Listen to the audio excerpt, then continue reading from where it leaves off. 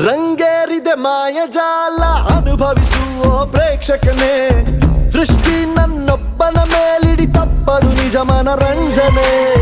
ನನ್ನ ಗೆಲ್ಬೋದು ಅನ್ನುತ್ತ ನಿಂದನು ಓರ್ವ ರಾಕ್ಷಸ ತಪ್ಪಲ್ಲ ಆದರೆ ಅದುವೇ ಊಹೆಗೂ ಮೀರಿದ ಸಾಹಸ ನನ್ನ ಹಾದಿಗೆ ರಚಿಸಲು ಹೊಸದೇ ಶಾಸನ ಮೆರೆಯಲಿ ಗಗನದಲ್ಲಿ ನಿಮ್ಮದೆ ಲಾಂಛನ